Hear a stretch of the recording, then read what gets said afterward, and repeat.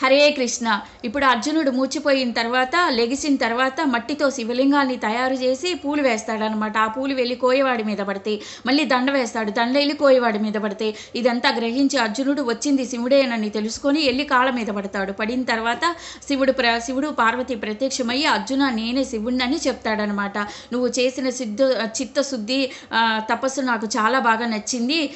నేను అందుకే నీకు ఇలా నువ్వు నాలో ఇమడాలని నీతో యుద్ధం చేశాను. నువ్వు యుద్ధం చేశావు నాతో, ముష్టిఘాతం ఇలా కలుసుకుంటే వాళ్ళ యొక్క తత్వం, శివుడి యొక్క తత్వం రుద్రం మొత్తం అర్జునుడిలో ప్రవేశిస్తుంది. ఆ అర్జునుడిలో ప్రవేశిస్తేనే అప్పుడు యొక్క ఆయన ఇచ్చే పాశుపతాస్త్రాన్ని ఉపయోగించగలగడనమాట. అందుకని శివుడు అలా చేశాడనమాట.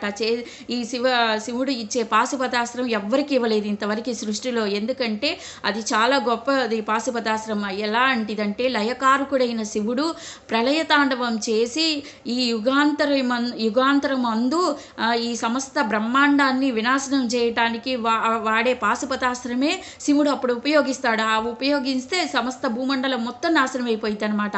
అలాంటి పాశుపతాస్త్రాన్ని అర్జునుడికి ఇస్తాడనమాట. అంత ఈజీగా ఇవ్వరు పాశుపతాస్త్రం అంటే. ఇది ఇచ్చి చెప్తాడనమాట, దీన్ని ఎలా వాడాలి, ఎలా ఉపయోగించాలని కూడా చెప్తాడనమాట. శివుడు చాలా మెచ్చుకుంటాడనమాట అర్జునుడు చేసిన తపస్సుకి. ఆ అర్జునుడికి ఇచ్చిన తర్వాత సమస్త దేవతలు ప్రత్యక్షం అవుతారనమాట. ఇంద్రుడు, చంద్రుడు, కుబేరుడు, యముడు, అష్టదిక్పాలకులు మొత్తం ప్రత్యక్షం అవుతారు. మొత్తం ప్రత్యక్షమయ్యి అర్జునుడిని చూసి ఆశీర్వదిస్తారనమాట.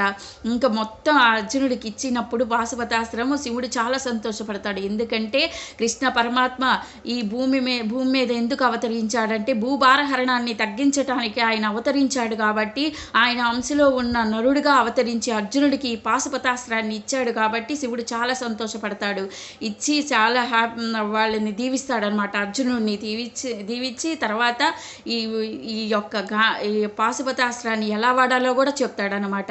చెప్తారు. ఈ మూడో భాగం చెప్తానమాట. అరణ్య పర్వం మూడో భాగం చెప్తాను. హరే కృష్ణ.